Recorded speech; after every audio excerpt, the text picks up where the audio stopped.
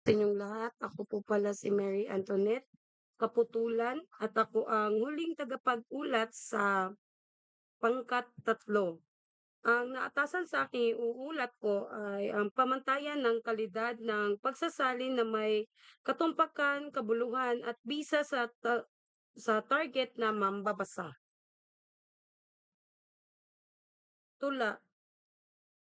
Ang katumpakan sa pagsasalin ng tula ay nangangahulugang ang mga salita ay at pahayag ay tama at nagbibigay ng tumpak na kahulugan na naayon sa orihinal na teksto.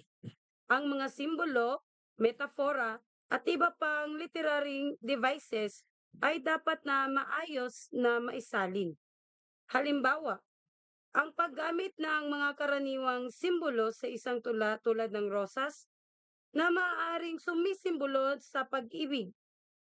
Ang eksaktong pagsasalin ay dapat magpapahayag ng parehong ideya at emosyon sa target na wika. Ayon kay Basnet, sa kanyang aklat na Translation Studies, ang katumpakan ay mahalaga sa pagsasalin dahil ang maling interpretasyon ng mga simbolo ay maaaring magtanggal ng kahulugan. Ang bisa ng salin ay nagsusukat sa kung gaano kahusay ang tula sa pagbibigay ng damdamin, tono, at estilo sa target na wika. Mahalaga na ang salin ay magdulot ng parehong damdamin at epekto sa mambabasa, tulad ng orihinal na tula. Halimbawa, kung ang orihinal na tula ay masaya at puno ng mababait na emosyon, ang salin ay dapat na maghatid din ng parehong tono sa target na mambabasa. Kung ang orihinal ay may masalimuot na ritmo o tugma, dapat ding isaalang-alang ang mga aspeto ito sa salin. Ayon kay Snainer, sa After Babel, ang epekto sa salin ng mambabasa ay isa sa mga pangunahing layunin ng translation kung saan dapat itong makakuha ng parehong reaksyon mula sa mga mambabasa. Maikling kwento. Ang katumpakan sa pagsasalin ng maikling kwento ay tumutukoy sa tumpak na paghatid ng orihinal na mensahe, tema at mga detalyeng naroroon sa kwento. Dapat na hindi magbago ang kahulugan ng kaganapan o mga tauhan sa salin. Kung ang orihinal na kwento ay naglalaman ng isang mahalagang detalye tulad ng isang particular na pook o pangalan ng karakter, dapat itong maipahayag ng tama sa salin. Pinag-usapan ni Venote sa kanyang aklat na Translator in Invisibility ang importansya ng katumpakan sa pagsasalin lalo na sa mga literaturang may maraming simbolismo o kultura. Halimbawa, kung ang kwento ay nasa konteksto ng isang partikular na kaganapan ng kulturang Filipino, tulad ng Pasko o isang lokal na fiesta, dapat itong may larawan ng maayos sa salin upang maunawaan ng mga mambabasang mula sa ibang kultura. Maaaring magdagdag ng explanation o footnotes sa salin kung kinakailangan. Sinasalamin ito ng ideya ni Nida sa kanyang konsepto na punctual equivalence, kung saan ang layunin ng pagsasalin ay hindi lamang ang tumpak na salin ng mga salita kundi ang paghatid ng tamang konteksto at kahulugan sa target na mambabasa. Dulang pampelikula. Tumutukoy sa wastong pagsasalin ng mga salita, dialogo at mga senaryo mula sa orihinal na wika patungo sa target na wika nang hindi binabago ang layunin o mensahe nito. Kailangan itong maging tapat sa diwa ng orihinal na script.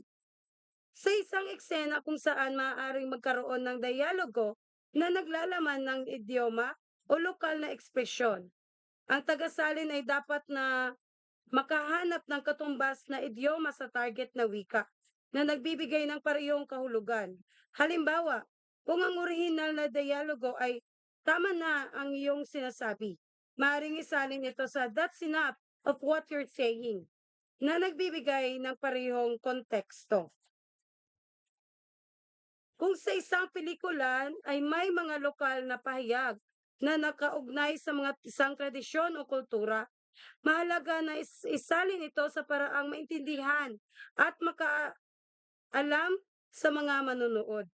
Halimbawa, ang lokal na piyesta o kaganapan ay maaaring magbigay ng konteksto na maaari ring gawing mas malinaw sa pamamagitan ng pagbibigay ng impormasyon tungkol dito sa salin. Inilalarawan ni Baker sa kanyang aklat na In the Other Words na ang pagsasalin ay hindi lamang pagtutumbas ng wika, kundi pati na rin ang pagkilala sa lokal na konteksto na mahalaga sa mga pangungusap na at dialogo ng dulang pampelikula. Ang bisa ng pagsasalin ay tumutukoy sa kakayahang makuha ang emosyonal na epekto sa at tono ng orihinal na script. Dapat na ang salin ay nagdudulot ng parehong damdamin sa mga manunood tulad ng orihinal na bersyon.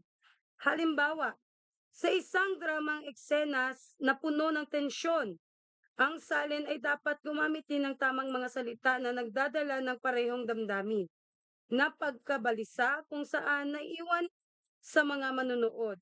Makakatulong ang paggamit ng wastong tono at estilong nagpapahayag ng emosyon sa variety ng boses ng mga tauhan. Bugtong sa liwikain at sawikain. Tumutukoy sa kakayahang umangkop sa salin ng konteksto at kultura. Mahalaga na ang mga saliwikain at kasabihan ay maintindihan at maiangkop sa karanasan. Halimbawa, ang salawikain na ang hindi marunong lumingon sa pinanggalingan ay hindi makakarating sa paroroonan, ay nagbibigay diin sa kahalagahan ng pagkilala sa mga nakaraan. Ang salin na nito sa Ingles ay, "He who does not know how to look back at where he came from will never get to his destination." Ay dapat na maipakita ang parehong aral at epekto sa mambabasa. Halimbawa, kung ang isang salawikain tulad ng hinaba-haba ng prosesyon sa simbahan din ang tuloy, ay nakapagdudulot ng ngiti o aliw sa mga nakarinig. Dapat din itong makuha sa salin. Ang pagsasalin nito ay no matter how long the procession is, it will still reach the church. Ay dapat na magtataglay ng parehong epekto sa mga tagapakinig. At yan lamang po sa huling um, konklusyon sa aking um, iniulat ngayong araw na ito, ang mga pamantayang ito ay nagbibigay ng balangkas para sa mga tagasalin upang makamit ang mataas na kalidad ng pagsasalin sa pamamagitan ng masusing pag-aaral at pag-unawa sa mga anyo ng pampanitikan. Mas mapapabuti ang kakayahan ng mga tagasalin na gumagawa ng mga akdang hindi lamang kumakatawan sa orihinal na teksto, kundi pati na rin nagdadala ng bagong buhay at kahulugan sa mga ito. Ang natapos na salin ay hindi lamang isang produkto ng wika, kundi isang tulay na nag-uugnay sa iba't ibang kultura at karanasan. Yan lamang po at maraming salamat sa inyong lahat.